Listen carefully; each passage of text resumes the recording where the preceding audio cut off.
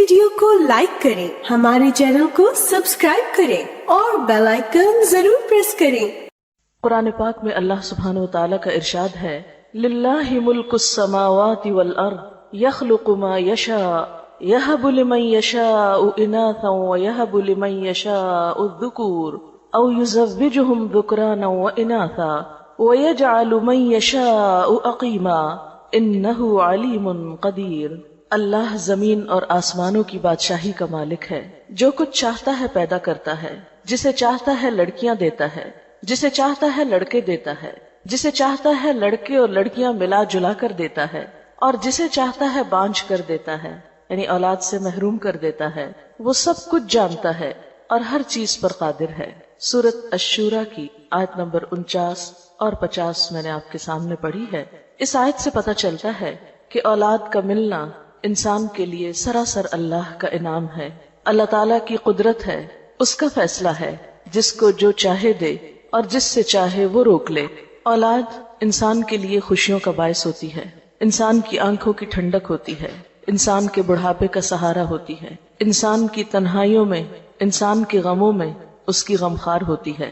قرآن پاک میں اولاد کی نعمت کو آنکھوں کی ٹھنڈک ہونے کے لیے ایک خوبصورت دعا سکھائی گئی ہے، ربنا ہب لنا من ازواجنا وذریاتنا قرۃ اعین وجعلنا للمتقین اماما۔ اے ہمارے رب، ہمیں اپنی بیویوں اور اپنی اولاد سے آنکھوں کی ٹھنڈک دے اور ہمیں پرہیزگار لوگوں کا امام بنا دے۔ تو گویا اولاد اسی صورت میں ایک نعمت ہے جب اولاد آنکھوں کی ٹھنڈک ہے، انسان کی اطاعت گزار ہے، فرما بردار ہے، والدین کے لیے خوشی کا سبب ہے۔ اولاد نہ صرف یہ کہ اس دنیا میں انسان کے لیے باعث راحت ہے، بلکہ انسان کے مرنے کے بعد بھی اس کی نیکیوں میں اضافے کا سبب ہے۔ سورۃ یاسین میں اللہ سبحانہ وتعالی فرماتے ہیں، انا نحن نحیی الموتى ونکتب ما قدموا وآثارهم وکل شیء احصیناہ فی امام مبین۔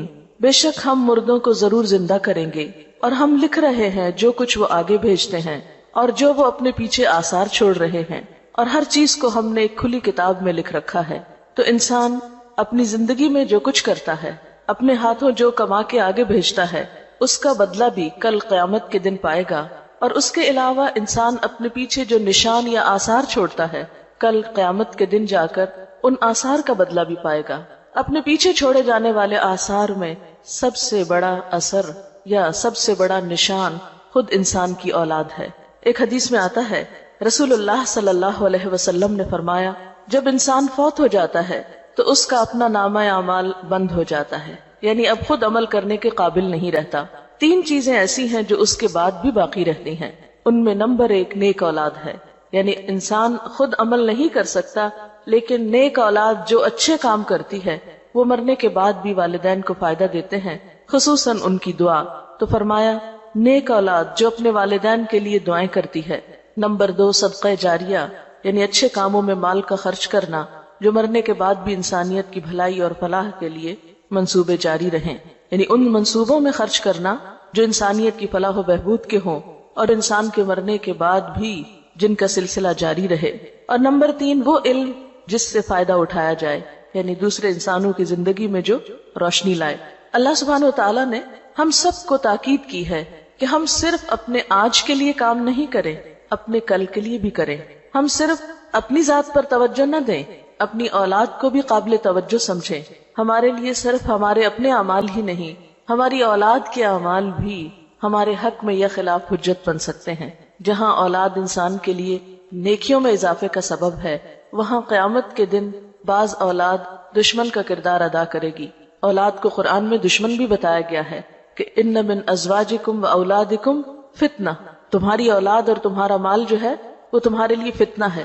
ان من ازواجکم و اولادکم عدو لکم، تمہاری اولاد اور تمہاری بیویوں میں سے بعض تمہارے دشمن بھی ہو سکتے ہیں۔ حدیث میں آتا ہے کہ قیامت کے دن ایک انسان آئے گا جس نے بہت نیکیاں کی ہوں گی، لیکن اس کو بتایا جائے گا کہ اس کی اولاد اس کی نیکیاں کھا گئی۔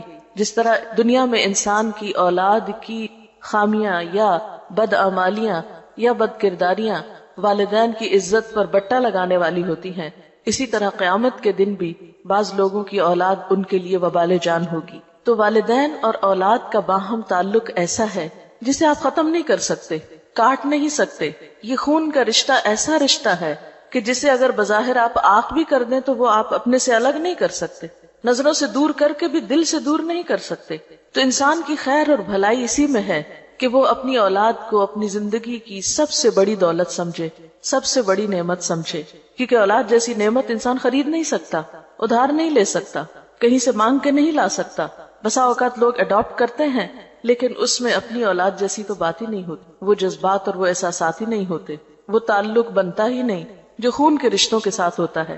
اس لیے اللہ سبحانہ و تعالیٰ فرماتے ہیں وَلْتَنظُرْ نَفْسٌ مَا قَدَّمَتْ لِغَدٍ. ہر شخص کو دیکھنا چاہیے کہ اس نے اپنے کل کے لیے کیا کیا ہے، اپنے کل کے لیے کیسے عمل کیے ہیں، یعنی خود اپنے اعمال کی شکل میں بھی اور اپنی اولاد کی شکل میں بھی. اگر انسان اپنے پیچھے نیک اولاد چھوڑ کر جاتا ہے تو وہ ہر نماز میں اپنے والدین کے لیے دعا کرتے ہیں. نماز کے اختتام پر مشہور دعا جو سب کو آتی ہے، اس کا معنی کیا ہے؟ رب اجعلنی مقیم الصلاۃ ومن ذریتی ربنا وتقبل دعا ربنا اغفر لی ولوالدی وللمؤمنین یوم یقوم الحساب. اے رب مجھے اور میری اولاد کو نماز کا پابند بنا، قائم کرنے والا بنا. اے ہمارے رب دعا قبول فرما. اے ہمارے رب مجھے بخش دے، میرے والدین کو بخش دے اور سارے مومنوں کو بخش دے جب حساب قائم ہو. گویا نیک اولاد اپنی ہر نماز میں اپنے والدین کو اپنی دعاؤں میں یاد رکھتی ہے. اگر شعوری طور پر یاد کر کے دعا کرنا بھول بھی جائے تو نماز کی پابندی کی صورت میں ہر نماز کے آخر میں زبان سے دعا نکلتی ہی ہے، اس کے بغیر تو نماز مکمل ہی نہیں ہوتی. اس کے علاوہ اللہ سبحانہ و تعالیٰ نے اولاد کو خاص طور پر والدین کے لیے جو دعا سکھائی ہے قرآن پاک میں، وہ ہے رب ارحمہما کما ربیانی صغیرا. اے رب ان دونوں پر یعنی ماں اور باپ دونوں پر اپنی رحمت فرما جس طرح انہوں نے مجھے بچپن میں پالا تھا. گویا اسلام میں اولاد کی یہ ذمہ داری ہے کہ وہ والدین کے ساتھ اچھا سلوک کرے، حسن سلوک کرے، اور اسی حسن سلوک میں سے ہے کہ وہ والدین کی جہاں خدمت کرے وہاں ان کے لیے دعائیں بھی کرے، ان کے ساتھ اچھا معاملہ بھی کرے. اسی طرح ایک اور حدیث سے ہمیں پتہ چلتا ہے کہ ایک شخص جب فوت ہو جاتا ہے تو برزخ میں اس کا درجہ بلند کیا جاتا ہے. وہ پوچھتا ہے کہ یا رب یہ میرے درجے کی بلندی کیسے ہوئی؟ تو اسے بتایا جاتا ہے کہ تمہارے بعد تمہاری اولاد جو دعا کر رہی ہے تمہارے لیے، اس کی وجہ سے یہاں تمہارا درجہ بلند ہو رہا ہے. تو والدین کی دعائیں اولاد کے لیے اور اولاد کی دعائیں والدین کے لیے قبول ہوتی ہیں. لیکن یاد رکھیے کہ یہ سب کچھ انسان کو اسی وقت نصیب ہو سکتا ہے جب انسان اپنی ذمہ داری پوری کرے. یعنی اگر ہم اپنی اولاد کی تربیت کے لیے کوشش کریں گے، اس کے لیے محنت کریں گے، دعائیں مانگیں گے، اس چیز پر توجہ دیں گے تو انشاءاللہ اولاد بھی اچھی ثابت ہوگی. ہاں بہت کم ایسا بھی ہوتا ہے کہ والدین اپنا فرض پوری طرح ادا کرتے ہیں لیکن اولاد معاشرے یا ماحول کے اثر سے والدین کا حق ادا نہیں کرتی. تو ہم دیکھتے ہیں کہ دنیا کے جتنے بھی نیک لوگ گزرے ہیں انہوں نے صرف اپنی نیکی کی فکر نہیں کی بلکہ اپنے ساتھ اپنی اولاد کی نیکی کی بھی فکر کی ہے. اور خاص طور پر مرتے وقت انہیں یہ فکر کم تھا کہ ہماری اولاد کھائے گی کہاں سے، رہے گی کہاں پر. یہ فکر زیادہ تھا کہ ہماری اولاد ہمارے بعد کام کیسے کرے گی. اور اس میں ہم دیکھتے ہیں حضرت ابراہیم اور حضرت یعقوب علیہ السلام کی مثال. وَوَصَّى بِهَا إِبْرَاهِيمُ بَنِيهِ وَيَعْقُوبُ يَا بُنَيَّ إِنَّ اللَّهَ اصْطَفَى لَكُمُ الدِّينَ فَلَا تَمُوتُنَّ إِلَّا وَأَنْتُمْ مُسْلِمُونَ. ابراہیم علیہ السلام نے اور یعقوب علیہ السلام نے اپنے بچوں کو وصیت کی. وصیت کہتے ہیں مرنے سے پہلے انسان اپنی اولاد کے حق میں کچھ تاکیدیں کر جائے. انہوں نے اپنی اولاد کو کیا وصیت کی کہ اے میرے بچوں، اللہ نے تمہارے لیے اس دین کو چن لیا تو تمہیں موت ہرگز نہ آئے مگر یہ کہ تم مسلمان ہو، یعنی ہمارے بعد تم حالت اسلام پر ہی زندہ رہنا. اسی طرح پھر فرمایا ام کنتم شہداء اذ حضر یعقوب الموت. کیا تم اس وقت حاضر تھے جب یعقوب علیہ السلام کو موت آئی؟ اذ قال لبنیہ، جب انہوں نے اپنے بچوں سے کہا ما تعبدون من بعدی، میرے بعد کس کی عبادت کرو گے؟ قالوا نعبد الہک و الہ آبائک ابراہیم و اسماعیل و اسحاق الہ واحدا ونحن له مسلمون، کہ ہم تیرے الہ، تیرے باپ دادا ابراہیم، اسماعیل اور اسحاق علیہم السلام کے الہ کی عبادت کریں گے جو ایک ہی الہ ہے، اور ہم سب اسی کے فرما بردار اور اسی کے تابعدار ہیں. اسی طرح ہم دیکھتے ہیں کہ لقمان نے اپنے بچے کو وصیت کی اور اس نے اپنے بچے کو عمدہ اخلاق سکھائے جس کا ذکر ہمیں قرآن پاک میں بھی ملتا ہے. ان کے بارے میں آتا ہے وَلَقَدْ آتَيْنَا لُقْمَانَ الْحِكْمَةَ أَنِ اشْكُرْ لِلَّهِ، اور آگے جا کر وہ اپنے بچے کو بہت ساری نصیحتیں کرتے ہیں جس میں وہ اپنے بچے کی اچھی اخلاقی حالت یعنی عبادات کے ساتھ ساتھ اسے اچھا اخلاق بھی سکھاتے ہیں، جس میں خصوصی طور پر تکبر سے بچنے کے لیے کہتے ہیں اور لوگوں سے اچھی طرح بات کرنے کے لیے کہتے ہیں، اور آواز کی طرف بھی توجہ دلاتے ہیں کہ دیکھو بہت چیخ چلا کے بات نہ کرنا، کیونکہ سب سے ناپسندیدہ آواز گدھے کی آواز ہوتی ہے، لوگوں سے منہ موڑ کے بات نہ کرنا، اور اسی طرح کی اور بہت سی نصیحتیں. اسی طرح ہم دیکھتے ہیں کہ حضرت زکریا علیہ السلام اپنے اولاد کے لیے دعا کرتے ہیں، اور خصوصاً جب ان کے پاس ابھی اولاد نہیں بھی تو وہ اس کی پیدائش سے پہلے دعا کرتے ہیں کہ رب ہب لی من الصالحین. حضرت اسماعیل علیہ السلام کے بارے میں آتا ہے کہ کان یأمر اہلہ بالصلاۃ والزکاۃ، کہ وہ اپنے گھر والوں کو نماز اور زکوٰۃ کا حکم دیتے تھے. تو اس سے پتہ چلتا ہے کہ جتنے بھی اللہ والے گزرے ہیں اور انبیاء ان میں سر فہرست ہیں، انہوں نے اپنی اولاد کی نیکی، اچھے اخلاق اور اچھے کردار کی ہمیشہ فکر کی، اور اس کی انہیں تلقین بھی کرتے رہے. جہاں وہ خود ان کے لیے ایک عملی نمونہ تھے، ایک اچھی مثال تھے، وہاں اس کے ساتھ ساتھ انہوں نے اس کی خاص طور پر فکر بھی کی. اور یاد رکھیے کہ اچھی تربیت اولاد کا حق ہے. والدین اپنی اولاد کے لیے جو کچھ بھی کماتے ہیں، جو کچھ بھی چھوڑتے ہیں، جو بھی فکر کرتے ہیں، ان میں سب سے بہترین تحفہ جو ماں باپ اپنے بچوں کو دے سکتے ہیں وہ اچھی تربیت کا تحفہ ہے. رسول اللہ صلی اللہ علیہ وسلم نے فرمایا کوئی والد اپنی اولاد کو اس سے بڑھ کر تحفہ نہیں دے سکتا جتنا بہترین تحفہ اچھا ادب اور اچھا اخلاق ہے. یعنی ماں باپ اولاد کو جو سب سے خوبصورت گفٹ یا بہترین تحفہ دے سکتے ہیں وہ اچھا ادب اور اچھا اخلاق ہے، کیونکہ اولاد کا اچھا سلوک اور اچھا برتاؤ سب سے بڑھ کر والدین ہی کی خوشی کا سبب ہوتا ہے. کیونکہ اگر آپ اولاد کو اچھا اخلاق سکھاتے ہیں تو وہ اچھا اخلاق سب سے پہلے خود آپ ہی کے کام آئے گا، کیونکہ سب سے قریبی رشتہ تو آپ ہی کا ہے ان کے ساتھ. اور اسی طرح سب سے بڑا غم اور سب سے بڑا دکھ اور سب سے بڑی تکلیف اگر انسان کی زندگی میں کوئی ہو سکتی ہے تو وہ اولاد ہی کی ہو سکتی ہے. اس لیے اگر اولاد اچھی ہے تو انسان کے لیے ہر طرف خوشیاں ہی خوشیاں ہیں، خواہ اس کے پاس کھانے کو بہت نہ بھی ہو یا اس کے پاس بہت بڑی جائیداد نہ بھی ہو، لیکن اولاد کی فرما برداری، اولاد کی خدمت، اولاد کا اچھا سلوک والدین کے لیے بے پناہ خوشیوں اور راحت کا سبب ہوتا ہے. ایک اور روایت میں آتا ہے، یعنی رسول اللہ صلی اللہ علیہ وسلم نے فرمایا کہ آدمی کے لیے کسی کو خیرات میں ڈھیر سارا مال دینے سے بہتر ہے کہ اپنے بیٹے کی اچھی تربیت کرے اور اس کو نیک عادتیں سکھانے میں روپیہ خرچ کرے. یعنی حتیٰ کہ مال خرچ کرنے میں بھی انسان کو راہ بتائی گئی کہ بہترین جگہ جہاں انسان اپنا مال خرچ کر سکتا ہے وہ اولاد کی تربیت ہے. اس میں ہمیں ایک مشہور واقعہ تاریخ کا ملتا ہے ربیعہ الرائی کا. ان کے والد نے شادی کی اور ابھی ربیعہ اپنے والدہ کے پیٹ میں ہی تھے کہ باپ کو کہیں جانا پڑ گیا. اس دور میں مسلمانوں کی جو حکومت تھی وہ دور دور تک پھیلی ہوئی تھی. نبی صلی اللہ علیہ وسلم کی وفات کے تقریباً 1 سال کے اندر مسلمان مشرق و مغرب کے مالک ہو گئے تھے، اور ان کی مہم میں ایک طرف افریقہ کی طرف جاری تھی، دوسری طرف چین کی سرحدوں کو چھو رہی تھی.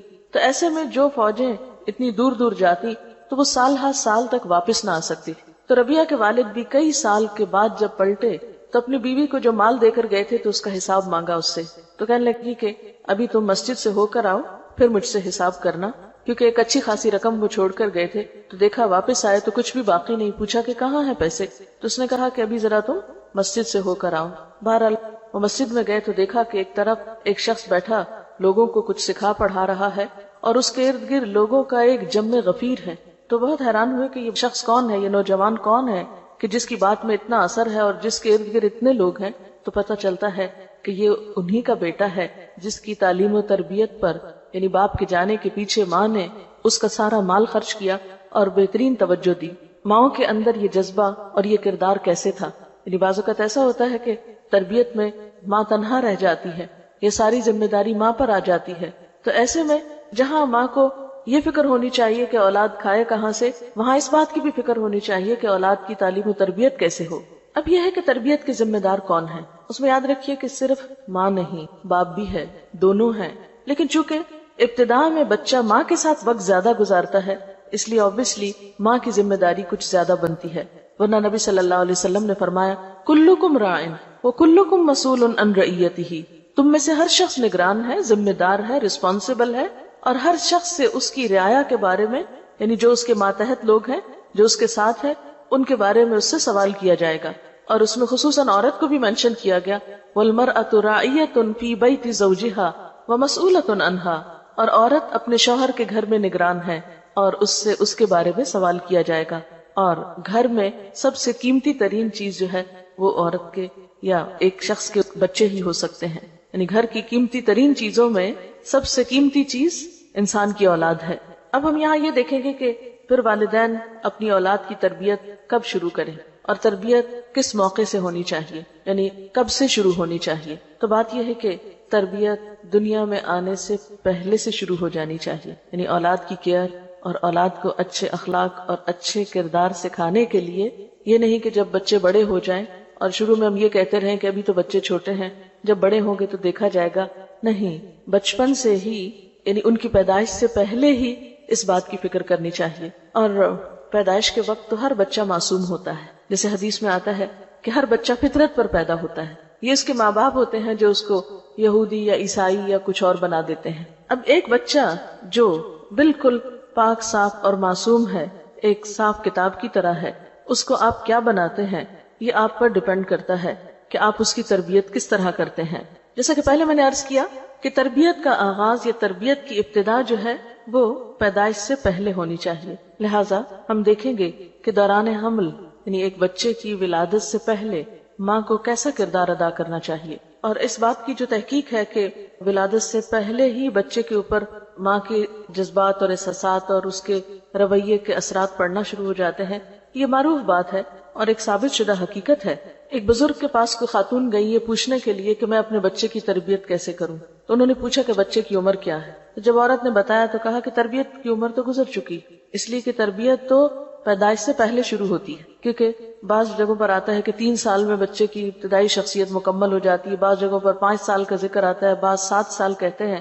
یعنی بچہ اپنی عمر کے ابتدائی حصے میں جو کچھ جذب کر جاتا ہے وہ بعد کی زندگی میں اتنا نہیں کرتا. اگر یہ نہیں کہ وہ وقت ختم ہو جاتا ہے، بڑے ہو کر تربیت ہو نہیں سکتی، لیکن اہم ترین وقت جو ہے وہ پیدائش سے پہلے اور پیدائش سے بعد کا ہے. پیدائش سے پہلے یا دوران حمل جو ہے اس میں ماں کے جو بھی احساسات اور جذبات ہوتے ہیں وہ بچے پر براہ راست اثر انداز ہوتے ہیں، کیونکہ بچہ اپنی غذا لینے میں، اپنے تمام چیزوں میں مکمل طور پر ماں پر انحصار کر رہا ہوتا ہے. جب ماں کے خون سے وہ غذا لے رہا ہوتا ہے اور خون انسان کے سارے جسم میں گردش کرتا ہے، تو جو انسان کے سوچیں ہوتی ہیں یا غم یا غصہ یا خوشی یا اطمینان یا پریشانی کی جو بھی کیفیت ہوتی ہے وہ اس خون کے ساتھ بچے تک بھی منتقل ہو رہی ہوتی. اسی طرح جب بچے کی نشو و نما ایک خاص حد تک پہنچ جاتی ہے اور وہ سننے لگتا ہے، حتیٰ کہ یہاں تک کہا جاتا ہے کہ بیرونی آوازیں تک اس کو پہنچتی ہیں اور وہ ان آوازوں اور بیرونی ماحول کے اثرات بھی قبول کر رہا ہوتا ہے. اور اس کا باقاعدہ تجربہ کیا گیا کہ بچوں کو مختلف آوازیں سنائی گئی پریگنینسی کے دوران، اور پیدائش کے بعد بچے ان آوازوں سے مانوس تھے، لہٰذا جب وہ روتے تو ان کو وہی مخصوص آواز سنائی جاتی تو خاموش ہو جاتے، جیسے کسی خاص میوزک کی آواز یا کسی خاص ماحول کی جو اثرات ہیں. تو بچہ اگرچہ ابتدا میں بول نہیں سکتا، کچھ کر نہیں سکتا، صرف رو کر ہی اپنے سارے جذبات کا اظہار کرتا ہے، لیکن وہ بہت کچھ اس حال میں بھی سیکھ رہا ہوتا ہے، جذب کر رہا ہوتا ہے. تو اس میں سب سے پہلی اور بنیادی چیز جو ہے وہ نیک اولاد کی دعا ہے. یعنی پیدائش سے پہلے کثرت سے اولاد کی نیکی اور اچھے اخلاق کی دعائیں مانگنی چاہیے. یہ دعائیں ہمیں قرآن پاک سے ملتی ہیں. مثلا رب ہب لی من الصالحین، اے اللہ مجھے نیک اولاد عطا کر. رب ہب لی من لدنک ذریۃ طیبہ، اے اللہ مجھے اپنے پاس سے پاکیزہ اولاد عطا کر. اسی طرح ربنا ہب لنا من ازواجنا وذریاتنا قرۃ اعین، اے اللہ ہمیں ہمارے شوہر مانگے تو بیوی کے لیے، ہمیں ہماری بیویوں اور ہماری اولادوں میں سے آنکھوں کی ٹھنڈک عطا کر. یہ دعائیں انسان کو ڈیورنگ پریگنینسی کثرت کے ساتھ پڑھنی چاہیے، خصوصاً نمازوں کے بعد.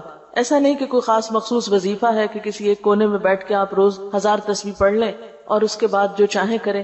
نہیں، اس کو ریگولرلی اپنی نمازوں کا حصہ بنا لیں اور جب تک ولادت ہو نہیں جاتی اس وقت تک یہ دعا پڑھتے رہیں. پھر اسی طرح دوران حمل کثرت کے ساتھ ذکر کرنا، اچھے پازیٹیو خیالات رکھنا. پھر اسی طرح یہ ہے کہ دوران ولادت انسان جب دعا کرے تو اس میں خاص طور پر حضرت مریم علیہ السلام کی والدہ نے جو دعا پڑھی تھی اس دعا کو بھی آپ پڑھ سکتے ہیں. قرآن پاک میں اس کے بارے میں آتا ہے انی اعیذھا بک وذریتھا من الشیطان الرجیم، کہ میں تجھے اور تیری اولاد کو شیطان مردود سے اللہ کی پناہ میں دیتی ہوں۔ آپ صلی اللہ علیہ وسلم نے فرمایا ہر بچے کو پیدا ہوتے ہی شیطان ٹھوکا لگاتا ہے سوائے مریم کے اور عیسیٰ ابن مریم کے، کیونکہ حضرت مریم کی والدہ نے یہ دعا کی تھی کہ اللہ میری اولاد کو اور پھر آگے اس کی اولاد کو شیطان سے محفوظ رکھنا۔ تو دعاؤں میں خاص دعا یہ بھی کر سکتے ہیں کہ اللہ تعالیٰ ہماری اولاد کو شیطان سے بچا کر رکھے۔ پھر اسی طرح دوران پیدائش انسان آیت الکرسی پڑھ سکتا ہے، اللہ کا ذکر کر سکتا ہے۔ بعض لوگ اس موقع پر اللہ کا ذکر نہیں کرتے کہ اب تو ناپاکی کی کیفیت ہے یا کوئی ڈسچارج وغیرہ شروع ہو گیا ہے، نہیں، ذکر کرنے سے کوئی بھی چیز آپ کو نہیں روکتی۔ یعنی جب ولادت کا وقت قریب ہو تو اس میں انسان چل پھر رہا ہو یا ہاسپٹل میں ہو یا لیٹا ہوا ہو، کسی بھی مرحلے پر اللہ کے ذکر سے کوئی چیز آپ کو روک نہیں سکتی۔ آپ کو جو دعائیں یاد ہیں اللہ تعالیٰ کو پکار سکتے ہیں، درود شریف پڑھ سکتے ہیں، کلمہ پڑھ سکتے ہیں، آیت الکرسی پڑھ سکتے ہیں، جو بھی آپ ذکر کر کے اللہ سے دعا کرنا چاہیں کر سکتے ہیں۔ ایون جو آپ کے آس پاس ہیں، آپ کے ساتھ ہیں، آپ کے اٹینڈنٹ ہیں، وہ بھی آپ کے ساتھ اللہ کا ذکر کر کے آپ پر دم وغیرہ کر سکتے ہیں، سورۃ فاتحہ پڑھ سکتے ہیں، تاکہ مریض کو یا اس وقت کی جو تکلیف ہے اس میں ایک خاتون کو ریلیف ملے۔ اب یہ ہے کہ جب پیدائش ہو جاتی ہے تو اس کے بعد کیا کرنا چاہیے؟ سب سے پہلے بچے کی پیدائش پر خوشی کا اظہار کر کے اور پھر دعا بھی دینی چاہیے۔ ایک دعا جو ہمیں سکھائی گئی وہ ہے بارک اللہ لک فی الموہوب لک وشکرت الواہب وبلغ اشدہ ورزقت برہ۔ کیا معنی اس دعا کا؟ اللہ تمہارے لیے اس بچے میں جو بھی تمہیں عطا ہوا ہے اس میں برکت پیدا کرے اور تم دینے والے کے شکر گزار بنو، اور یہ بچہ اپنی جوانی کو پہنچے اور تمہیں اس کی نیکی نصیب ہو، یعنی یہ اولاد تمہارے ساتھ نیکی کرنے والی ہو، تمہاری اطاعت گزار اور فرما بردار ہو۔ اسی طرح ہم دیکھتے ہیں کہ نبی صلی اللہ علیہ وسلم کو جب ان کے بیٹے حضرت ابراہیم کی ولادت کی خوشخبری ملی تو آپ نے خوشخبری لانے والے کو ایک غلام عطا کیا۔ آج کل ہمارے یہاں بھی رواج ہے نا کہ جو خوشخبری لے کر آتا ہے اس کو کچھ دیا جاتا ہے۔ بعض اوقات مثلاً کوئی نرس پیغام لے کر آتی ہے یا ڈاکٹر لے کر آتی ہے تو آپ کچھ نہ کچھ خوشی سے اس کو دیتے ہیں۔ تو یہ بھی ایک مسنون طریقہ ہے، اس کو اپنے اوپر بوجھ نہیں سمجھنا چاہیے۔ تو نبی صلی اللہ علیہ وسلم نے اتنا بڑا تحفہ ایک آنے والے کو دیا۔ اس طرح آپ کو یاد ہوگا کہ عربوں کے ہاں یہ عام رواج بھی تھا اور آپ صلی اللہ علیہ وسلم نے اس رواج کو ختم نہیں کیا۔ جیسے آپ کی پیدائش پر ابو لہب جو آپ کا چچا تھا، سویبہ جو لونڈی تھی، اس نے جب خبر دی آپ صلی اللہ علیہ وسلم کی پیدائش کی تو اس نے اشارے سے اس کو کہا کہ جاؤ تم آزاد ہو، یعنی اس غلام عورت کو آزاد کر دیا اس خوشی میں کہ اس نے بھتیجے کی پیدائش کی خوشخبری سنائی تھی۔ تو اس موقع پر خوشی کا اظہار کرنا، خوشی میں خواہ آپ مٹھائی کھلائیں، خواہ آپ کسی کو کوئی تحفہ دیں، کوئی ہدیہ دیں، کچھ بھی کریں، ایسا کرنا کوئی خلاف اسلام نہیں ہے یا کوئی لوکل رسم نہیں ہے، نہیں، اللہ کی نعمت کا ایک اظہار ہے۔ اور انسان اپنی حیثیت کے مطابق جو بھی کرے، ہاں نمائش کے لیے نہیں کرنا چاہیے، دکھاوے کے لیے یا اپنی حیثیت سے بڑھ کے خود پہ بوجھ نہیں ڈالنا چاہیے، لیکن اگر انسان کچھ بھی خوشی کا اظہار کسی بھی طریقے سے کرنا چاہتا ہے تو اس کی اجازت ہے۔ پھر اس کے بعد پہلی چیز بچے کے کان میں اذان دینا ہے، یعنی پیدائش ہوگی، اس کو نہلایا دھلایا، اس کو تیار کیا اور اس کے بعد کان میں اذان دی۔ طبرانی کی روایت میں آتا ہے کہ حضرت حسین رضی اللہ تعالیٰ عنہ کی جب ولادت ہوئی تو آپ نے ان کے ایک کان میں اذان دی اور دوسرے میں اقامت۔ اذان دینے میں کیا حکمت ہے کہ بچہ دنیا میں آ کر سب سے پہلے اللہ کا نام سنے۔ اب دیکھیں کہ جب انسان فوت ہوتا ہے نا تو اس کی نماز جنازہ پڑھی جاتی، تو انسان کے آنے پر اذان دی جاتی ہے اور جانے پر اس کی نماز پڑھی جاتی ہے، اور انسان کی زندگی ایسے ہی ہے جیسے اذان اور نماز کے بیچ کا وقفہ، یعنی کل قیامت کے دن انسان کو ایسے ہی پتہ چلے گا کہ چند لمحے دنیا میں گزار کر آیا ہوں۔ پھر اسی طرح یہ ہے کہ اللہ کی عظمت اور اللہ کی محبت بچے کے دل میں بیٹھتی ہے۔ پھر اسی طرح بچے کو جو پہلی غذا دی جاتی ہے اس کو تحنیک کہا جاتا ہے۔ کہتے ہیں کہ جو انسان بھی بچے کو پہلی غذا دیتا ہے، اب تو فوراً ماں کے دودھ پہ ڈال دیتے ہیں یا کوئی بھی چیز دی جاتی ہے، تو چونکہ بچہ بالکل ایک نیو بورن جو ہوتا ہے وہ فریش اور ہر طرح کے اثرات قبول کر رہا ہوتا ہے، بالکل ایک معصوم سی چیز ہوتی ہے، تو جو انسان بچے کو پہلی غذا دیتا ہے تو اس انسان کی جو شخصیت ہوتی ہے وہ بھی اس کے ہاتھ سے جو ریز نکلتی ہیں یا اس کے جسم سے وہ بچے میں منتقل ہوتی۔ اس لیے آپ صلی اللہ علیہ وسلم کے پاس بچے پیدائش کے بعد لائے جاتے تھے اور آپ ان کو، جسے ہماری زبان میں گھٹی دینا کہتے ہیں، اور گھٹی سے مراد کو خاص دوا یا کاڑھا نہیں ہے، یا کچھ تھوڑا سا شہد بھی ہو سکتا ہے یا چبائی ہوئی کھجور بھی ہو سکتی ہے، لیکن ایسے شخص کی ہو جس کا اخلاق اور کردار جو ہے معروف ہو، کیونکہ بچے کی ابتدائی زندگی میں وہ چیز بھی اس کی شخصیت کا حصہ بننے والی ہے۔ اس میں ہم دیکھتے ہیں حضرت اسما فرماتی ہیں کہ عبداللہ بن زبیر جب پیدا ہوئے ان کے بیٹے تو میں نے ان کو آپ کی گود میں دے دیا، آپ نے خرما منگوایا یعنی خشک کھجور منگوائی، اس کو چبا کر اپنے لعاب کے ساتھ ان کے منہ میں لگا دیا۔ عموماً تالو میں ہلکا سا لگا دیتے ہیں، ایسا نہ ہو کہ جو بچے کے گلے میں پھنس جائے یا اتنا بڑا ٹکڑا نہ ڈال دیا جائے، بالکل معمولی سا جتنا بچے کی لینے کی سکت ہو اس کے مطابق، لیکن یہ کہ یہ بھی ایک طرح کی رسم ہوتی ہے اور یہ ایک سمجھے کہ اسلامی رسم ہے۔ حضرت عائشہ کا بیان ہے کہ آپ کے ہاں بچے لائے جاتے، آپ ان کے لیے تہنیک کرتے اور ساتھ دعا دیتے، تو جو شخص بھی بچے کو پہلی غذا دے رہا ہو اس کے ساتھ ساتھ بچے کو وہ دعا بھی دے۔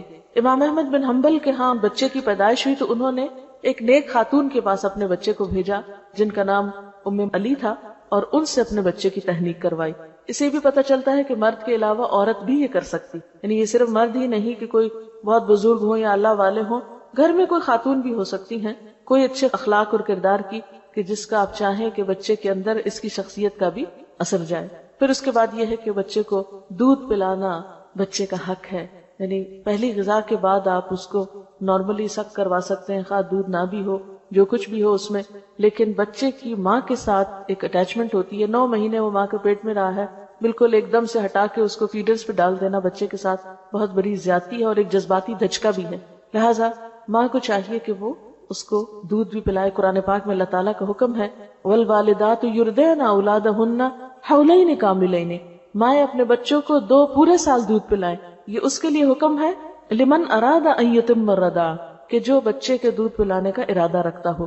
ہاں عربوں میں رواج یہ تھا کہ بعض اوقات خود نہیں مائیں دودھ پلاتی تھی، دایا کو دے دیا جاتا، جو شہر سے باہر بادیہ میں عورتیں بچوں کو لے جاتی، مخصوص قبیلے ہوتے تھے جو بچوں کو پالا کرتے تھے جن کی عورتیں خود صحت مند تھی، تو ان صحت مند عورتوں سے بچوں کو دودھ پلوایا جاتا اور بچے کی نشو و نما ایک کھلی آب و ہوا میں کی جاتی۔ وہ ان کا ایک کلچر تھا، ہمارے لیے ضروری نہیں کہ ہم بھی ایسے ہی کوئی طریقہ اختیار کریں، لیکن بہرحال رضاعت جو ہے یا دودھ کا پلانا جو ہے یہ بچے کا حق ہے، اور اس میں ہم دیکھتے ہیں کہ اس میں بہت سے اس کے طبی فائدے بھی بتائے جاتے ہیں، ماں کے لیے بھی فائدہ مند، بچے کے لیے، لیکن سب سے بڑی بات یہ ہے کہ بچے اور ماں کا ایک قلبی تعلق اور ایک ریلیشن شپ ڈیولپ ہوتا ہے، ایک قربت آتی ہے، ایک انڈرسٹینڈنگ ڈیولپ ہوتی ہے، یعنی ماں جب دودھ پلا رہی ہوتی ہے، وہ آدھا گھنٹہ پلا رہی ہے جتنی دیر، تو وہ ایک کلوزنس کا بھی احساس ہوتا ہے، اور پھر دوبارہ ماں کے سینے میں جو خیالات ہیں، افکار ہیں، اچھی پازیٹیو سوچیں ہیں، وہ بھی دودھ کے ساتھ وہ بچے کے اندر ایک طرح سے منتقل کر رہی ہوتی ہے، کیونکہ انسان کی شخصیت پر، انسان کے اخلاق پر اس کا کھانا پینا بھی اثر انداز ہوتا ہے۔ مختلف قوموں کی جو عادات اور اخلاق اور کردار ہیں ان کے بارے میں بھی کہا جاتا ہے کہ ان کی غذا کا ان پر اثر ہے، تو اگر بچہ ماں کا دودھ لے رہا ہے تو ظاہر ہے کہ پھر ماں کے اثرات اس پر ہوں گے، اور پھر جانوروں میں بھی اگر آپ دیکھیں اونٹ کے بچے کو اونٹنی کا ہی دودھ دیا جاتا ہے، اسی طرح گائے بھینس اور باقی جانور بھی دوسروں کا دودھ لا کے نہیں پلایا جاتا، تو اسی طرح انسان کے بچے کو گائے بھینس کا دودھ پلانے سے پہلے جب تک ماں کا دودھ ہے تو ماں کا ہی دودھ پلایا جانا چاہیے۔ پھر اسی طرح بچے کا اچھا نام رکھنا چاہیے، کیونکہ قیامت کے دن انسان کے نام سے پکارا جائے گا تو اچھا نام جو ہے وہ ضروری ہے۔ مثلاً ہم دیکھتے ہیں کہ حضرت زکریا علیہ السلام کو اللہ تعالیٰ نے جب اولاد کی خوشخبری دی تو ساتھ ہی بچے کا نام بھی بتایا اور فرمایا کہ ہم نے ایسا نام کسی اور کا نہیں رکھا، یہ دنیا میں ایک انوکھا نام ہے، یعنی اچھے نام میں معنی بھی اچھا ہو، اور اگر وہ ایک نیا نام ہو تو بھی اس میں کوئی قباحت نہیں، کیونکہ اللہ تعالیٰ نے حضرت یحییٰ علیہ السلام کا جب نام رکھا تو فرمایا ہم نے اس سے پہلے یہ نام کسی کو نہیں دیا۔ آپ صلی اللہ علیہ وسلم نے فرمایا قیامت کے روز تمہیں اپنے ناموں سے پکارا جائے گا، اس لیے اچھے نام رکھا کرو، اور حدیث میں آتا ہے اللہ کو تمہارے ناموں میں سے عبداللہ اور عبد الرحمن سب سے زیادہ پسند ہیں، اور آپ نے یہ بھی فرمایا کہ انبیاء کے ناموں پر نام رکھو۔ پھر اسی طرح بچے کے سر کے بال منڈوانا یہ 7ویں دن کیا جاتا ہے، اور اسلامی اعتبار سے یہ ایک پسندیدہ کام ہے، عربوں کے ہاں یہ ایک طریقہ جاری تھا جسے اسلام میں بھی جاری رکھا گیا، اور حضرت حسن اور حسین رضی اللہ تعالیٰ عنہما کے سر منڈوانے کا آپ نے حکم دیا، اور پھر بالوں کے وزن کے برابر چاندی بھی صدقہ کی، یعنی ساتھ ہی بچے کا صدقہ بھی نکالا جائے۔ اور اطباء یہ کہتے ہیں کہ جب بچے کے سر کے بال مونڈے جاتے ہیں تو سر کی جو سرکولیشن ہے وہ تیز ہوتی ہے اور اس کے جو سینسز ہیں وہ پراپرلی فنکشن کرتے ہیں، اس لیے بعضوں کا سننے میں آتا ہے کہ نہیں اتنے چھوٹے بچے کے بال نہیں کٹوانے چاہیے، لیکن اسلامی طریقہ بھی ہے اور یقیناً اس میں بہت سے فوائد بھی ہیں۔ پھر اسی طرح عقیقے کا حکم بھی دیا گیا ہے۔ عقیقے کا اصل تو 7واں دن ہے، لیکن اگر انسان بعد میں بھی کر لے تو کوئی حرج نہیں، کوئی فرض کے درجے میں نہیں کہ 7ویں دن میں ہی ہو، اگر انسان کسی بھی وقت کر لیتا ہے تو وہ ہو جاتا ہے۔ اور اس میں لڑکے کی طرف سے 2 بکرے اور لڑکی کی طرف سے 1، اور یہ کسی ڈسکریمنیشن کی وجہ سے نہیں۔ آپ دیکھیں کہ جو عرب لڑکی کو زندہ دفن کر دیتے تھے، اگر اس کی طرف سے 2 بکرے دینے ہوتے تو ان کے لیے اور زیادہ مشکل بات تھی، اس لیے ان پر بوجھ نہیں ڈالا گیا، انسانی نفسیات کی رعایت کی گئی ہے۔ آپ صلی اللہ علیہ وسلم نے عقیقے کے بارے میں فرمایا کہ لڑکا اپنے عقیقے کے ساتھ گروی ہے جو 7ویں دن اس کی طرف سے ذبح کیا جائے گا اور اس کا نام رکھا جائے گا اور سر کے بال اتارے جائیں گے. یعنی یہ تینوں کام 7ویں دن کرنا مسنون ہے، اگرچہ آگے پیچھے بھی کیا جا سکتا ہے. عقیقے کے ساتھ گروی ہونے کا مطلب یہ کہ ایک طرح سے بندھا ہوا ہے، جب اس کی طرف سے یہ صدقہ ہو جاتا ہے تو گویا وہ ایک بندھن سے آزاد ہو جاتا ہے. پھر اسی طرح لڑکے کا ختنہ کرانا جو ہے یہ بھی مسنون ہے، یعنی اسلامی سنت ہے. آپ صلی اللہ علیہ وسلم نے فرمایا 5 چیزیں فطرت میں داخل ہیں: ختنہ کرنا، زیر ناف بال صاف کرنا، مونچھیں منڈوانا، ناخن تراشنا اور بغل کے بال اکھاڑنا. یعنی یہ ایک فطرت کا طریقہ ہے جو ہر جگہ پر رائج ہے، اور زائد بالوں کو اور جسم کو صاف رکھنا جو ہے یہ اسلامی لحاظ سے پسندیدہ ہے. اور اس میں خاص طور پر ختنہ، کیونکہ اس میں حکمت یہ ہے کہ ایسی جگہ پر ایسی رطوبات اور جراثیم وغیرہ جمع ہو جاتے ہیں جو انسان کے لیے انفیکشن کا سبب ہوتے ہیں، تو زائد سکن کو کاٹ دینا یا اتار دینا جو ہے وہ صحت کے لیے بہترین ہے. پھر اسی طرح بچہ جو بڑا ہوتا ہے پھر بولنا سیکھتا ہے، پھر اور بہت سی اس کی ایکٹیویٹیز شروع ہوتی ہیں. آپ نے دیکھا ہوگا کہ چند مہینے کے بعد بچہ شروع کر دیتا ہے تو اس سے فالتو اور بیکار قسم کی باتیں کرنے کی بجائے اور صرف ہیلو بیبی سکھانے کی بجائے اللہ کا لفظ سکھائیں اور لا الہ الا اللہ کا. تو پہلا کلام اگر بچے کی زبان پر اللہ کا نام ہوگا انشاءاللہ تو اللہ تعالیٰ کا مقرب بھی ہو جائے گا کسی دن، اور ایک بنیاد اچھی پڑ جائے گی. آپ دیکھیے کہ بچے کی تربیت ایسے ہی ہے جیسے آپ ایک بیج ڈالتے ہیں زمین میں.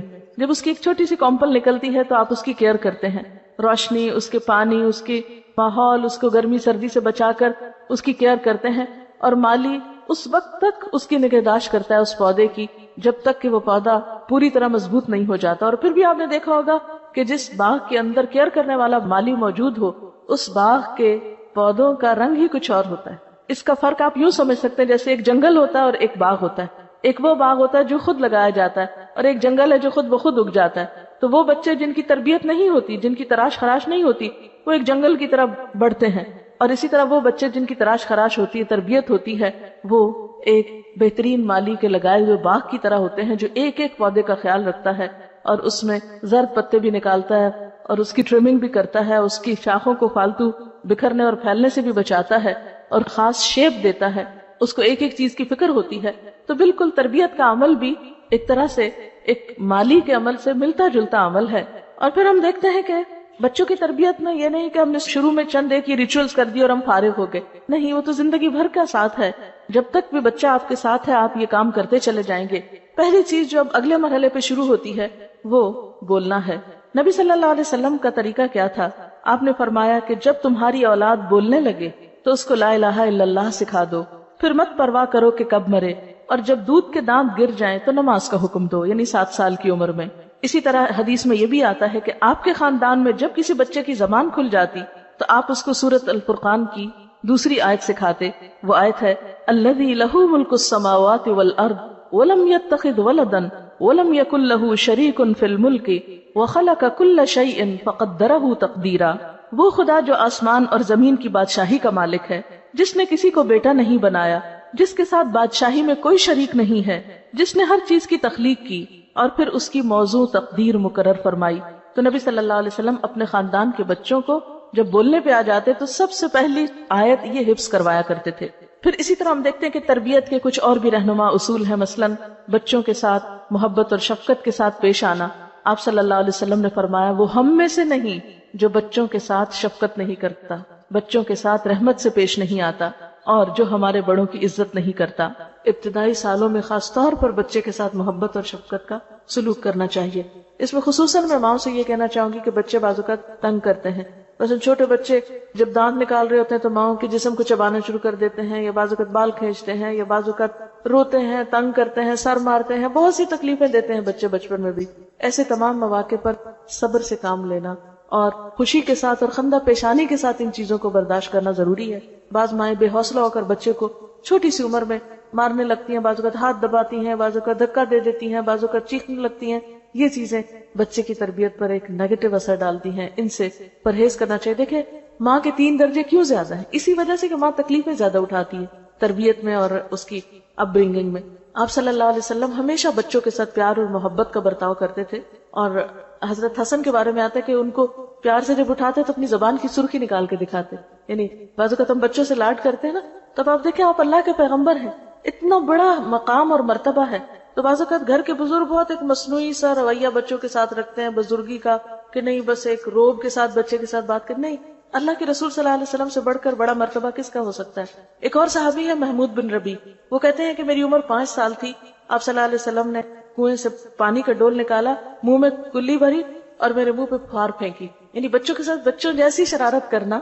پھر آپ صلی اللہ علیہ وسلم آگے بڑھ کے خود سلام کیا کرتے تھے، اٹھا لیا کرتے تھے اور ہر لحاظ سے خیال رکھتے۔ اس میں ہم دیکھتے ہیں کہ پھر اسی طرح جابر بن سمرہ اپنے بچپن کا واقعہ بیان کرتے ہیں کہ انہوں نے آپ کے پیچھے نماز پڑھی اور اس کے بعد آپ اپنے گھر کی طرف چل پڑے، کہتے میں بھی ساتھ ہو لیا، میرے ساتھ اور بچے بھی تھے، آپ نے سب بچوں کو پیار کیا، مجھے بھی پیار کیا، یعنی بچوں کو یاد تھا کہ ہمیں آپ صلی اللہ علیہ وسلم نے کس کس موقع پر پیار کیا۔ پھر اسی طرح آپ کا معمول تھا جب آپ سفر سے تشریف لاتے تھے تو جو مدینہ میں اونٹنی داخل ہوتی سب بچوں کو اوپر بٹھانا شروع کر دیتے، تو یعنی جیسے ایسا ہوتا نا کہ باپ گھر میں آ رہے ہیں یا کوئی بزرگ آ رہا ہے تو بچے سارے اکٹھے ہو جاتے ہیں، کوئی کندھوں پہ چڑھنے لگتا ہے، کوئی لپٹنے لگتا ہے، تو ایسے میں بچوں کو ان کی شوخیاں کرنے دینا چاہیے۔ آپ صلی اللہ علیہ وسلم ان کو اپنی سواری پر سوار کرنا شروع کر دیتے تھے، خواہ وہ کسی کے بھی بچے ہوتے تھے، محبت کے ساتھ اور شفقت کے ساتھ۔ پھر اسی طرح آپ صرف مسلمان بچوں کے ساتھ نہیں، بغیر کسی مذہب کی تفریق کے ہر ایک کے بچوں کے ساتھ اچھا سلوک کرتے تھے۔ ہجرت کے موقع پر جب آپ کا مدینہ میں داخلہ ہو رہا تھا تو چھوٹی بچیاں جو تھیں وہ آپ کے استقبال کے لیے کھڑی تھی اور انہوں نے آپ کے لیے گیت گائے تھے اور آپ نے ان سے پوچھا کہ تم یہ کیوں کر رہی ہو؟ تو انہوں نے کہا کہ اللہ کے رسول صلی اللہ علیہ وسلم ہم آپ سے محبت کرتے، تو آپ نے فرمایا میں بھی تم سے پیار کرتا ہوں۔ یعنی عام طور پہ ہم بچوں کو اگنور کر دیتے، نہیں، ان کے ساتھ پیار محبت کی بات کرنا یا ان کا حال پوچھ لینا یہ انسان کی شان میں کمی نہیں کرتا۔ اور سب سے بہترین چیز بچوں کو پھر اچھا اخلاق سکھانا ہے، اور خاص طور پر چاہے لڑکا ہو یا لڑکی ہو ان میں فرق نہ کریں۔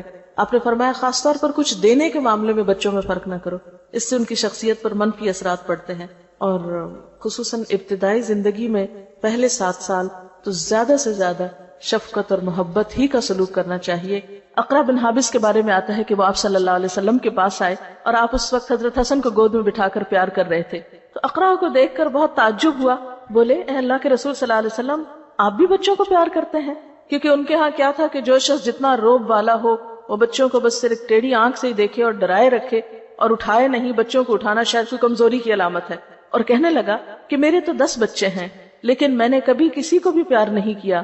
آپ نے فرمایا اگر اللہ نے تمہارے دل سے رحمت و شفقت چھین لی ہے تو میں کیا کر سکتا ہوں؟ یعنی بچوں کو پیار نہ کرنا سنگ دل ہونے کی علامت ہے، اور بچوں کے ساتھ شفقت و محبت سے پیش آنا رحم دلی کی علامت ہے۔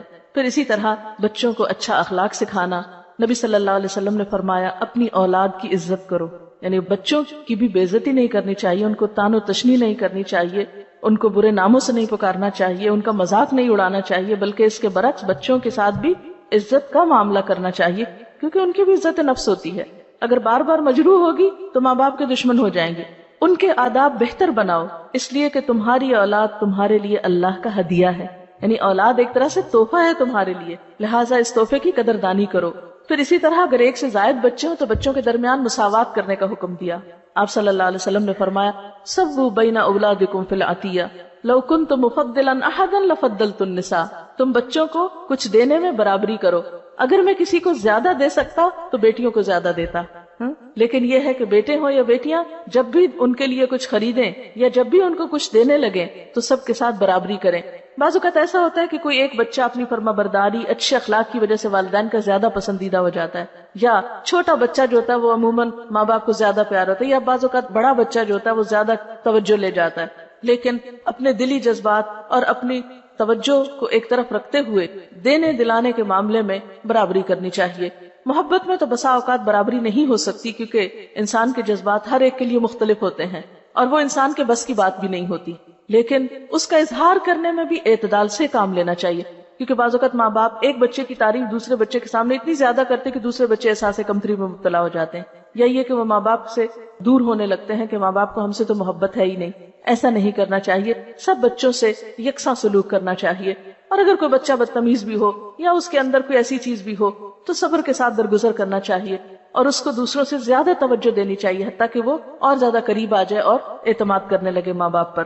پھر اسی طرح بچوں کی تعلیم و تربیت کا اہتمام کرنا، حضرت عمر فرماتے ہیں کہ والد پر اولاد کے حقوق میں سے یہ بھی ہے کہ انہیں لکھنا پڑھنا سکھائے اور انہیں حلال خوراک مہیا کرے، یعنی تربیت میں ایک اہم چیز حلال خوراک یعنی حلال کھلانا ہے، کیونکہ بچوں کو اگر حرام پر پالیں گے تو وہ والدین ہی کے نافرمان ہوں گے، کیونکہ اگر آپ اللہ کی نافرمانی کر رہے ہیں تو آپ کے بچے آپ کے فرما بردار کیسے ہوں؟ اگر آپ ان کو لقمہ حلال نہیں دے رہے، لقمہ حرام دے رہے ہیں، تو ان کے اندر پھر خدا کی محبت کیسے پیدا ہو؟ پھر محض تعلیم اور محض تربیت اور محض درس کچھ نہیں کریں گے جب تک کہ رزق حلال کی طرف توجہ نہ کریں۔ پھر اسی طرح لڑکوں کے ساتھ ساتھ لڑکیوں کی بھی تربیت۔ نبی صلی اللہ علیہ وسلم نے فرمایا، جس شخص نے 3 لڑکیوں یا 3 بہنوں کی سرپرستی کی، تعلیم و تہذیب سکھائی، ان کے ساتھ رحم کا سلوک کیا، یہاں تک کہ اللہ ان کو بے نیاز کر دے، یعنی ان کی شادی وغیرہ ہو جائے، اپنے گھروں میں چلی جائیں، تو ایسے شخص کے لیے اللہ نے جنت واجب فرما دی۔ یعنی بیٹوں کی تربیت بھی، لیکن بیٹیوں کی تربیت خوش دلی سے کرنا اور ان کو اپنے لیے بوجھ نہ سمجھنا۔ جیسے عام طور پہ آپ نے دیکھا ہوگا بچیاں جب جوان ہوتی ہیں، ذرا سی رشتے کی بات ہو رونے لگتی ہیں، ہم آپ پہ بوجھ ہیں نا۔ تو یہ احساس نہیں ہونے دینا چاہیے بچیوں کو کہ وہ ہم پر بوجھ ہیں۔ خوش دلی کے ساتھ، محبت کے ساتھ جب تک رشتہ نہ آئے ان کی کیئر کرنا، خیال رکھنا، بہتر طریقے سے ان کی پرورش کرنا اور ان کی ضروریات کا خوش دلی سے خیال رکھنا، یہ سب کچھ نیکی میں شمار ہوتا ہے۔ حتیٰ کہ وہ مال جو انسان اپنی اولاد پر خرچ کرتا ہے اس کا اجر و ثواب کہیں زیادہ ہے بنسبت اس کے کہ جو کسی اور پر انسان خرچ کرتا ہے۔ اور تربیت میں ایک خاص چیز جو ہے، یا ایک چیز اگر آپ یاد رکھ سکیں تو انشاءاللہ اس سے بچوں کی نفسیات کو سمجھنے اور ان کے ساتھ معاملہ کرنے میں بہت سہولت ہو جائے گی۔ اس میں ایک مشہور مقولہ یہ ہے کہ والدین اپنے بچے کے ساتھ پہلے 7 سال کھیلیں، یعنی ان کے کھیل میں شریک ہوں یا ان کو کھیلنے دیں، اگلے 7 سال اسے نظم و ضبط سکھائیں، ڈسپلن سکھائیں، یعنی پھر سختی بھی کر سکتے ہیں، پھر اگلے 7 سال اس کے دوست بنے رہیں، یعنی گویا جب بچہ 14 سال کا ہو جائے تو اس کے ساتھ دوستوں والا معاملہ کریں، اعتماد میں لیں۔ عموماً بچیاں والدین کو کچھ بتاتے ہوئے گھبراتی ہیں، تو اگر بچیوں کے ساتھ یا والد کی بچوں کے ساتھ دوستی ہوگی تو وہ اپنی باتیں آ کے شیئر کریں گے، اور اگلے 7 سال پھر آزاد چھوڑ دیں، 21 سال کے ہو جائیں تو پھر ان کو بہت روک ٹوک نہیں کریں۔ اور وہی وقت ہوتا ہے جب شادی ہوتی ہے، تو شادی کے بعد پھر بچوں کے معاملات میں انٹرفیئر کرنا اور ان کو پریشرائز کرنا، اب یہ کرو اب وہ کرو، نہیں، اب چھوڑ دیں، اب ان کو اپنی زندگی بسر کرنے دیں۔ اب جہاں تک پہلے 7 سال کا تعلق ہے تو اس میں بچوں کو آپ بہت زیادہ چیزوں کا پابند نہیں کریں، تھوڑا بہت پڑھنا لکھنا سیکھیں، شروع کریں، لیکن بہت بوجھ نہیں ڈالیں۔ لیکن جب 7 سال کا ہو جائے تو پھر نماز کے لیے کہنا شروع کریں، 10 سال تک نماز کی عادت ڈالیں، اور اگر ایک کے بعد ایک نماز سکھائیں، مثلاً ایک نماز، اور پھر اس میں بھی آپ ساتھ لے کے کھڑے ہوں، اکیلے حکم نہ دیں جاؤ نماز پڑھ لو، یہ بہت سختی نہیں کریں۔ 10 سال کی عمر تک نماز میں بھی سختی سے روکا گیا ہے، اور اس کا یہ مطلب نہیں کہ پھر پڑھنے کو ہی نہ کہیں یا ڈسپلن نہ سکھائیں، نہیں، ڈسپلن تو سکھائیں گے۔ 3 سال آپ کو لگیں گے، 10 سال کی عمر تک انشاءاللہ ایک کے بعد ایک، مثلا 6 مہینے میں ایک نماز کی عادت ڈالیں، لیکن جس نماز کی عادت ڈالیں پھر وہ چھوڑنے نہ دیں، اس کا خاص دھیان رکھیں، واچ کریں کہ وہ بچہ مس نہ کرے، کیونکہ اگر ایک دن بھی وہ نہیں پڑھتا تو اس کا مطلب یہ ہے کہ اس کو یہ سمجھ آ جائے گی کہ پڑھے یا نہ پڑھے بات برابر ہے۔ 1 سے شروع کریں، 2 پہ لائیں، 2 سے 3 پہ، 3 سے 4 پہ، 4 سے 5 پہ۔ 10 سال کی عمر تک اگر فجر کے وقت نہیں بھی اٹھتا تو جس وقت اٹھے اس وقت نماز پڑھوا دیں۔ پھر اس کے بعد اگر شروع میں صرف فرض نماز کا کہیں، اور پھر جو جو بڑا ہوتا جائے پھر سنت بھی ساتھ، اور جب بالغ ہو جائیں پھر ایسی تعلیم و تربیت کا اہتمام کریں کہ بچوں کے دل میں اللہ کی محبت بھی پیدا ہو چکی ہو، رسول اللہ صلی اللہ علیہ وسلم کی محبت بھی ہو، بڑوں کا ادب اور احترام بھی ہو، اور اس کے ساتھ ساتھ اپنے واجبات اور اپنی ذمہ داریوں کو بھی نبھانے کا طریقہ ان کو آ چکا ہو۔ جیسے بچوں کے ساتھ پہلے 7 سال کھیلنے کی بات ابھی ہوئی، نبی صلی اللہ علیہ وسلم حضرت حسن اور حسین رضی اللہ تعالی عنہما کے ساتھ کس طرح کا معاملہ کرتے تھے۔ حدیث میں آتا ہے کہ جب آپ نماز پڑھ رہے ہوتے تھے تو یہ دونوں آپ کی پیٹھ پہ چڑھ جاتے، آپ اس وقت تک سجدے سے سر نہ اٹھاتے تھے جب تک وہ خود نہ اتر جاتے، یعنی کہ ہاتھ مار کے گرا دیتے یا کوئی اور پکڑنے آ جاتا، اوہ دیکھو اللہ کے رسول صلی اللہ علیہ وسلم نماز پڑھے، پکڑو ان کو، چھینو ان کو۔ کیونکہ بعض اوقات ہمارے ہاں جو مائیں نماز پڑھتی ہیں اگر بچہ نماز میں پاس آ جائے تو دوسرے کھینچ کے لے جاتے ہیں، اور بچہ چیخ چلا رہا ہوتا ہے کہ مجھے ماں کے پاس جانے دو، اور وہ سمجھتے نہیں بچے کے پاس جانے سے ماں کی نماز ڈسٹرب ہو جائے گی۔ نہیں، ماں کو تو اس حد تک اجازت ہے کہ اگر بچہ رو رہا ہو تو وہ روتے بچے کو گود میں اٹھا کر بھی نماز کنٹینیو کر سکتی، تاکہ وہ نماز سے خوف نہ کھائے۔ بہت سے بچے دین سے اس لیے بھاگ جاتے ہیں کہ اب ماں نماز پڑھ رہی ہے، لمبی نماز پڑھ رہی ہے، اور بچہ بلا رہا ہے، اس کو کوئی جواب نہیں مل رہا۔ اب وہ قرآن پڑھ رہی ہے تو پڑھ رہی ہے، بچہ بلا رہا ہے، رو رہا ہے، اس کو بھوک لگی ہے یا اس کو ٹوائلٹ جانا ہے یا کچھ اور، ماں اٹھ نہیں رہی، یا وہ اپنی دوستوں میں بیٹھی اور باتیں کیے جا رہی ہے، ٹیلی فون کال آ گئی ہے، 15 منٹ آدھا گھنٹہ اس کا ٹیلی فون پہ جا رہا ہے اور بچہ رو رو کے وہیں قدموں میں سو گیا، تو یہ چیزیں درست نہیں۔ بچہ ماں کی سب سے پہلی پرائرٹی ہونی چاہیے۔ اور پھر نبی صلی اللہ علیہ وسلم سے بڑھ کر کس کی عبادت ہو سکتی ہے، کس کی نماز میں اس سے بڑھ کر خشوع و خضوع ہو سکتا ہے، لیکن آپ نماز کے سجدے سے سر نہ اٹھاتے تھے جب تک بچے خود نہ اٹھ جاتے۔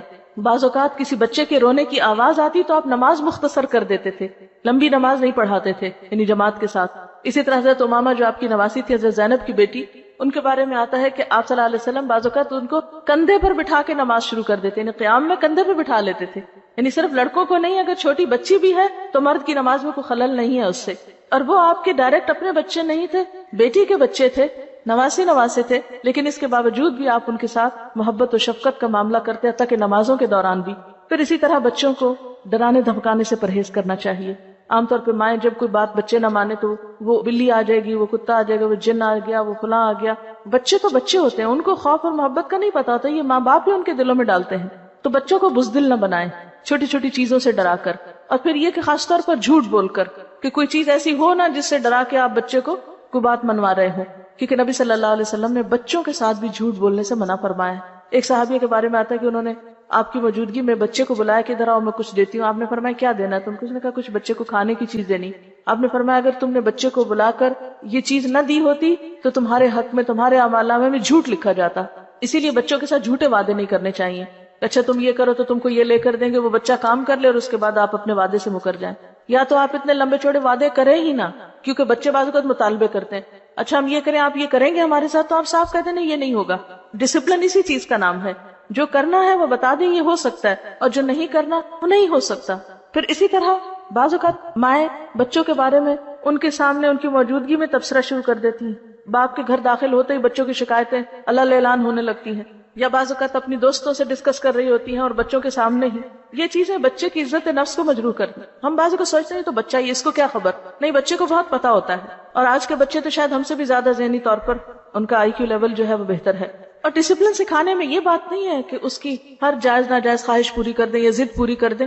نہیں، کبھی پوری کریں اور کبھی نہیں. اچھائی برائی کی پہچان دیں. کچھ چیزوں میں پھر آپ کو صبر سے کام لینا ہوگا. مثلا بعض بچوں کی عادت یہ ہوتی ہے کہ ماں باپ نے کوئی بات نہیں مانی، رونا دھونا شروع کر دی، رو دھو کے بات منوا لی. اب جب آپ بے جا ضد ایک دفعہ پوری کر دیتے تو ان کو بھی ایک طریقہ ہاتھ آ جاتا ہے کہ جو بات یہ نہیں مانتے ویسے تو رو کے منوا لی جائے. تو اس میں پھر آپ کو صبر و تحمل سے کام لینا ہوگا. اگر آپ نے ایک دفعہ کسی چیز میں نہ کہہ دی تو پھر کسی قیمت میں ہاں نہیں ہونی چاہیے. لیکن نہ کہنے سے پہلے سوچ سمجھ کر نہ کریں. یہ نہیں کہ ہر چیز پہ قسمیں کھانا شروع کر دیں یا نہ یا ہاں شروع کر دیں. اس میں ماں کا اپنا کردار بے حد اہم ہے. تو ہمیں تربیت میں صرف جذباتیت سے کام نہیں لینا، بہت سوچ سمجھ کے ساتھ، اور اس موضوع پر مختلف چیزوں کا مطالعہ کرتے رہنا، پڑھتے رہنا، لوگوں سے مشورہ کرتے رہنا، تربیت کا طریقہ سیکھنا. عربی کا ایک محاورہ ہے کہ جس کے پاس خود کچھ نہیں وہ کسی دوسرے کو کچھ نہیں دے سکتا. یعنی مثلا اگر میرے پاس پانی نہیں، میرا گلاس خالی ہے، تو میں کسی کو پانی کیا پلا سکتی ہوں؟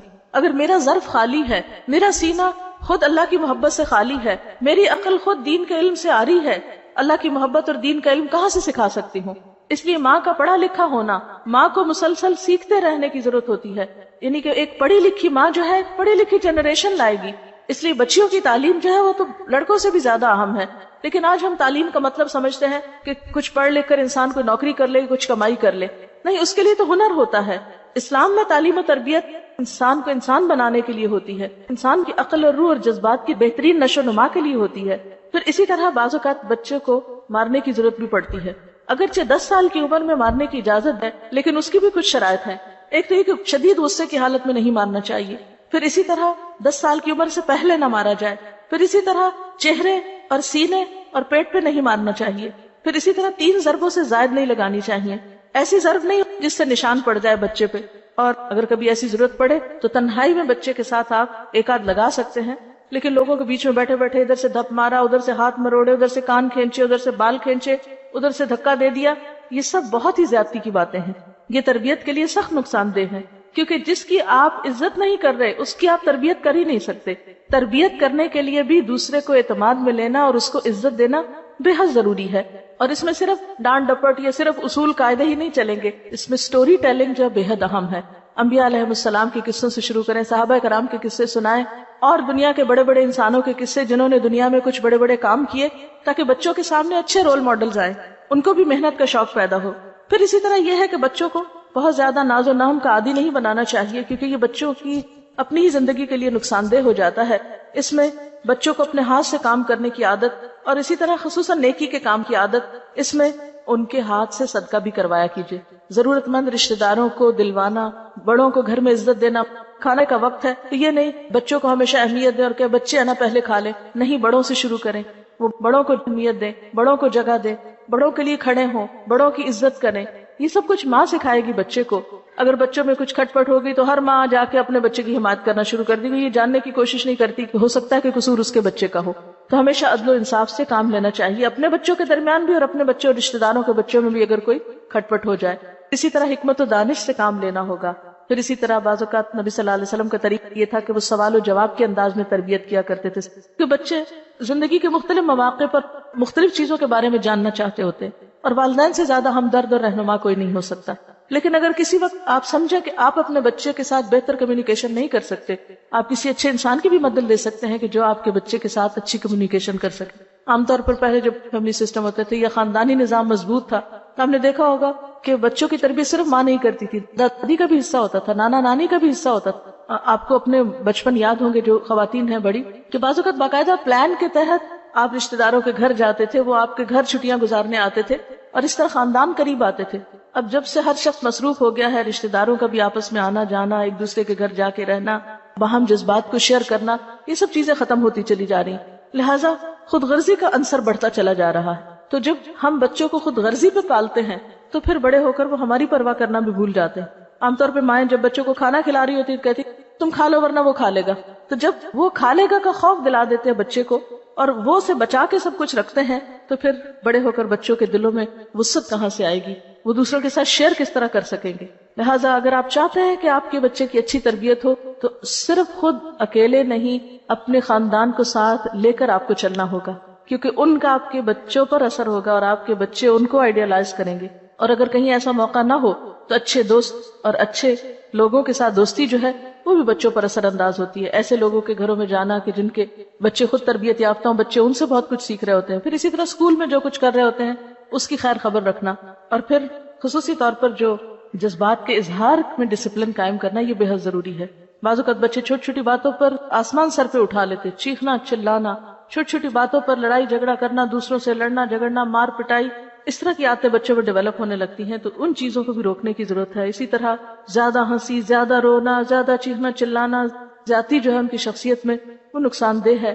اس کا سبب معلوم کر کے اس کا علاج کیا جا سکتا ہے. اور اپنی بات اس پر اختتام کروں گی کہ بچہ اگر محبت میں جیتا ہے تو اعتماد سیکھتا ہے، تانوں میں جیتا ہے تو احساس کمتری کا شکار ہوتا ہے، نفرت میں جیتا ہے تو نفرت دینا سیکھتا ہے، گھٹے ہوئے ماحول میں جیتا ہے تو شرمیلا ہو جاتا ہے. اس لیے بچے کی تربیت کے لیے بہترین چیز اچھا ماحول ہے، کیونکہ ہر انسان اپنے ماحول کی پیداوار ہوتا ہے. اب دیکھیے کہ بعض اوقات ہم سمجھتے ہیں کہ بس ٹھیک ہے ہماری چوائس ہے، ہم بچوں کی اچھی تربیت کریں یا نہ کریں. بعض اوقات ہم سمجھتے ہیں کہ بس چوائس کی بات ہے، بس ہمت ہے، توفیق ہے، موقع ہے، کر سکتے ہیں تو اچھی تربیت کر لیں. نہیں، قرآن پاک میں اللہ سبحانہ وتعالیٰ فرماتے ہیں اے لوگو جو ایمان لائے ہو، اپنے آپ کو اور اپنے گھر والوں کو آگ سے بچاؤ. ان بچوں کو آگ سے بچانا ہماری ذمہ داری ہے. ایسا نہ ہو کہ یہ اپنے دین سے دوری کی بنا پر یا کسی بھی غلط کام کی بنا پر آخرت میں ناکامی سے دوچار ہوں.